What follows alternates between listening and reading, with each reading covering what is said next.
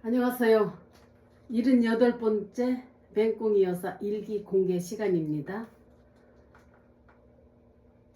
하나님 지혜를 주시옵소서. 아침에 치과에 들려서 가게 출근하니까 큰 아들에게서 전화가 왔다. 문병일 씨가 곧 돌아가실 것 같다는 것이다. 듣는 순간 가슴이 뛰고 손이 떨리고 말이 안 나왔다. 산소 마스크로 연명을 하고 있는데 부모니까 보고 싶다면 한번 와보라고 연락이 왔다고 한다.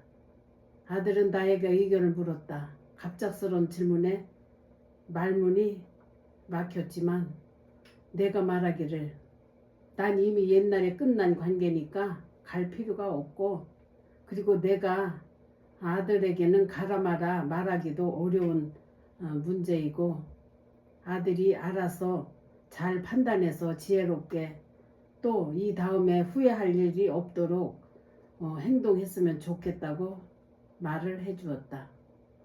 아들이 알았다고 하고는 전화를 끊었다. 생각하면 생각할수록 허망한 생각만 난다. 난 그 사람과 20년을 살 동안 사랑도 받아보지 못했고 생활비도 한 번도 받아보지 못했고 날마다 가정은 나 몰라라 돈 벌어서 혼자 썼으며 방랑 생활만 했던 분이다. 날마다 자기 입으로 난 죄가 많아서 이 다음에 죽을 때 네 신세 지지 않고 죽는다고 늘 말을 했었다. 이것밖에 못 살 인생 어찌 그리도 소설이 퍼렇게 큰 소리만 치고 살았는지 깨닫지 못하고 세상을 함부로 살더니만 이런 때를 만났나 보다. 자식들에게 신세지는 일 있을까봐 나는 자식들 편하게 해주려고 보험을 들어놓은 게 있었다. 보험회사 전화해서 알아보니까 암으로 사망보험금 1,000만원과 최초 진단비 1,000만원, 입원 3일 되는 날부터 하루 입원비 10만원과 수술비 1회당 300만원을 받을 수 있다고 한다. 나는 이런 사실을 아들에게 알리고 아빠에게는 병원비 문제나 장례비 문제로 어려움이 있을 때 이 돈으로 쓰라고 말을 했다. 그리고 작은 아들은 지금 인도네시아 선교 중이다. 인도네시아에 가 있다. 목숨이 촉각을 다툰다면 작은 아들도 올 수도 없는 형편이다. 그래도 자세한 내용을 카톡으로 알려주었다. 안절부절하고 있는데 공동체 지종 선생님에게 전화가 왔다. 내가 모르는 줄 알고 전화를 한 것이다. 한참 있자 작은 아들에게 국제 전화가 왔다. 형이랑 통화를 했는데 큰 고모와 통화를 해서 지금은 안 가고 돌아가시면 가겠다고 말을 했단다. 작은 아들도 큰 고모랑 통화를 해봤더니 작년에 후두암 수술을 했었고 괜찮은 줄 알았는데 얼마 전에 급격히 안 좋아져서 병원에 가보니까 편도선과 폐까지 암이 퍼져서 손을 쓸 수가 없다고 했단다. 산소 호흡기만 띄면 금방 돌아가실 거라고 말을 하더란다. 나랑 살 때도 날마다 술만 먹고 눈 뜨면서 담배, 감을 때 또 담배, 줄담배를 피웠었다. 그렇게 담배를 끊으라고 해도 그는 내 말을 듣지 않았다. 자기 건강은 자기가 책임을 져야 되는 건데 자기 몸을 돌보지 않고 함부로 살아왔다. 하루 종일 내 맘도 편치가 않았다. 생각하면 생각할수록 냉정하고 무정하고 무섭다는 생각까지 들었다. 난 자식들이 그런 소식을 듣자마자 병원에 달려갈 줄 알았었다. 그러나 요즘 애들은 참 냉정하다. 더구나 우리 큰아들은 뿌린 대로 거두며 사는 것이 진리이고 그게 맞는 답이라고 말을 한다. 악한 씨를 뿌렸는데 좋은 것을 거둔다면 그건 하나님이 안 계시는 거라고 말을 한다. 모든 판단은 각자가 알아서 하는 거지만 세상이 변하고 있음을 가슴 시리도록 느꼈다. 오후에 큰아들에게 전화가 왔다. 어떻게 되는 건지 고모랑은 어떤 대화를 했는지 물어보았다. 아들 하는 말, 돌아가시면 갈 테니까 그때 연락해달라고 했단다.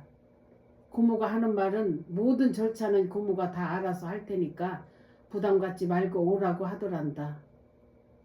긴 대화는 안 하고 간단하게 의견만 말하고 끊었다는 것이다. 보험 문제는 알아봤냐고 하니까 돌아가신 다음에 모든 일이 끝난 다음에 법적인 문제나 보험 문제도 변호사 상담한 후에 해결하겠다고 한다. 꼼꼼한 아들이다.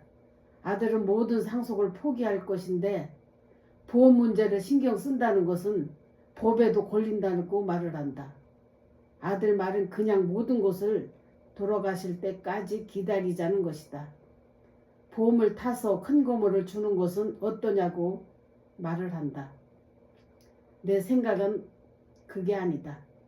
아들이 가서 정황을 그 형편을 살펴보고 돈 문제가 어려울 것 같으면 아들로서 병원비를 깨끗이 해결하라는 것이다.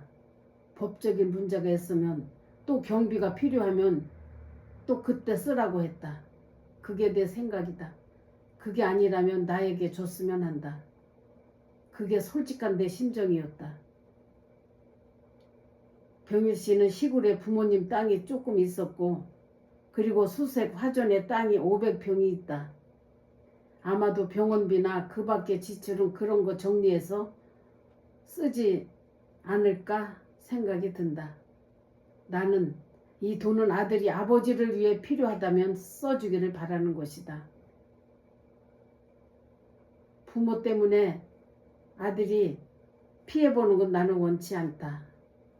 그 돈 문제는 내가 책임져야 된다고 생각을 한다. 하나님 지혜를 주시옵소서. 지혜가 필요합니다. 어려움이 닥칠 때 가장 지혜가 필요합니다. 하나님 마음을 우리 모두에게 지혜로운 마음을 주시옵소서. 주님, 나는 이 돈을 가치 있게 쓰기를 원합니다. 병원비가 없을 때, 고통받고 있을 때, 장례비가 없어서 또 고통받고 있을 때 아들로서 당당하게 도리를 하라는 뜻이다. 고모들에게도 수고하셨다고 모든 장례 절차가 끝나면은 멋지게 밥 한 끼 사서 대접을 하라는 것이다. 그게 내 솔직한 생각이다. 하나님 지혜를 주시옵소서. 2015년 우리 며느리 생일, 정확하게는 지난 수요일 날이 우리 며느리 생일날이었으나 아들이 출근하는 날이라서 오늘에서야 저녁을 함께 먹었다. 7시까지 오라고 해서 난 금일봉과 사과, 배, 바나나 등을 사가지고 갔다. 음식 준비는 슈퍼에서 회 한 사라와 회 한 사라를 사다 놓고 동태 한 마리다. 동태 한 마리 사다 동태찌개를 끓인 것이 전부였다. 기도하고 셋이서 맥주 한 잔씩 하면서 밥을 먹고 난 집으로 돌아왔다. 아침에는 상이가 배추 된장국이 먹고 싶다고 해서 맛있게 끓여다 갖다 주려고 전화를 해보니까 부천에 엄마 집에 있다고 한다. 주일날 갖다 주기로 생각했다. 주일날은 셋째 오빠 생신이라서 참석하기로 했는데 광연히 가족이 온다고 해서 애들도 또 조카들도 조카 며느리도 보고 싶다. 아침에 가락시장에 가서 맛있는 귤 한 박스도 사왔다. 요즘 불경기라 한가하지만 난 이런저런 일로 바쁘게 살아가고 있다. 2015년 1월 24일 셋째 오빠 생일. 어제는 며느리 생일, 오늘은 셋째 오빠 생일날이다. 11시 예배 후에 귤 항상자를 사가지고 오빠네 집을 방문했다. 광연히 가족들을 보려고 했는데 어젯밤에 와서 자고 아침 해먹고 다들 갔다고 한다. 어찌나 서운하던지. 올케도 어제 밤새 일하고 오늘 아침에 왔다고 한다. 피곤하실 텐데도 시누이 왔다고 밥을 하고 회를 떠오고 LA 갈비를 하고 준비한 반찬과 함께 맛있게 밥을 먹었다. 내가 모처럼 가니까 반가워하고 따뜻하게 대해줘서 고마웠다. 세월은 속일 수 없다고 하더니 올케가 이제 연세가 67세라고 한다. 오빠는 73세. 오빠는 나이가 더 들어 보여서 가슴 한쪽이 짠한 생각이 들었다. 올케도 평생 돈 타령만 하면서 사시더니 이제는 제법 얼굴에 주름살도 보이고 지금 그 정도면 부자라고 할 수 있다. 4층 건물을 소유하고 있다. 그래도 돈을 아끼려고 치과를 다니지 못한다고 한다. 참 바보처럼 살고 있다. 그 많은 돈을 다 어디다 쓰려고 하는지. 자기 자신을 위해서는 병원에도 안 가는 사람이다. 어금니가 없어서 밥도 먹기 불편한데도 지금까지 병원을 가지 않고 있다고 한다. 평생 좋은 옷 한 번 입어보지도 못하고 여행 한 번 가보지 못하고 살아가고 있다. 앞으로 계획은 이 건물을 팔고 아파트로 이사를 간다고 한다. 일은 5년 정도만 더 하겠다고 말한다. 오빠는 아무 일도 안 하시고 집에만 있다고 한다. 일을 하시다가 놀고 있으니까 더 할아버지가 되는 것 같으다. 오빠는 고지혈증과 고혈압, 당뇨라는 질병을 가지고 살고 있다. 오빠는 집에서 줄담배를 태우다 보니 집안이 온통 구석구석 담배 연기로 가득하고 담배 냄새가 지독하다. 숨을 쉴 수가 없다. 더 놀다 오려고 했는데 숨을 쉴 수조차 없어서 놀 수도 없었다. 4시 반쯤 오빠 집을 나와서 상인의 집으로 갔다. 배추 된장국과 사과와 배를 준비해서 가지고 갔다. 상이와 프레드가 반갑게 맞이한다. 상이와 프레드랑 커피와 함께 배를 깎아먹고 놀다가 집에 왔다. 오늘도 바쁜 하루를 보냈다. 상이는 4월 8일쯤 부천으로 이사를 간다고 한다. 서운한 마음 말할 수 없지만 어쩌겠는가. 순리대로 살아야지. 함께 있을 때 더 잘해주고 싶었는데 날마다 바쁜 현실 아쉽기만 하다. 오늘도 감사한 마음으로 하루 마무리를 한다. 2015년 1월 25일 감기. 지난주 토요일부터 목이 잠기고 가래가 끓는 감기가 찾아왔다. 금요일 저녁에 쓰레기 버리려고 옷을 얇게 입고 잠시 밖에 나갔는데 아는 아줌마를 만나서 하수구 막힌 이야기를 잠시 했었는데 순간 찬바람을 쏘여서 그랬는지 아침에 일어나 보니 목이 잠겼다. 그래도 병원에 다니면서 새벽 운동을 다녔는데 감기가 점점 더 심해져서 병원을 찾아가니까 선생님이 찬바람을 쏘이면서 새벽 운동을 하는 것은 절대 무리라고 하면서 샤워도 하지 말고 머리도 감지 말고 그렇게 하라고 단호히 말씀을 하셔서 새벽 운동을 안 나가고 있다. 새벽 운동을 하다가 집에 있으려니 아침이 너무 지루해지는 시간이 돼버렸다. 그리고 우리 여자 형제들끼리 한 달에 2만 원을 회비로 걷어서 오랜 세월 친목을 다지고 있는데 올케까지 4명이다. 돈 관리를 오랜 세월 내가 하고 있었다. 나는 항상 돈 관리를 투명하게 해오고 있었다. 그런데 며칠 전 언니가 통장 전부를 사진 찍어서 카톡으로 올리라는 문자가 왔다.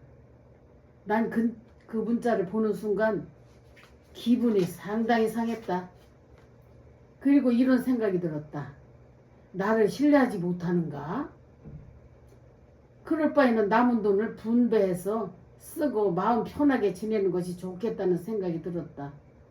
1월 1일에 양지 콘도에 놀러 갔을 때 통장을 가져가서 보라고 다 돌렸었는데, 그때도 언니는 확인을 했었는데, 언니는 그때 잘하고 있다고 칭찬까지 해줬었다. 왜 갑자기 이러는지 난 회원들에게 내 의견을 보냈다. 갯돈이 총 950만 원이 있는데 1인당 200만 원씩 분배를 하고 나머지 돈으로 마음 편히 쓰자고 했다. 그랬더니 일제히 환영을 한다. 막내 올케도 엄청 좋아한다. 그렇게 해서 회원들에게 200만 원씩을 분배해서 송금을 해주었다. 티끌 모아 태산이라더니 한 달에 2만 원씩을 모았는데 그 돈으로 콘도도 사고 해마다 놀러 다니고 남은 돈 200만 원씩을 보너스까지 받았으니 모두가 기분이 좋은 모양이다. 그렇게 하고 나니 내 마음도 편안해졌다. 다들 편하겠다고 생각을 했다. 생각할수록 이건 내가 잘한 일이다. 하나님 지혜를 주셔서 감사합니다. 이렇게 썼습니다. 오늘은 여기까지 하겠습니다.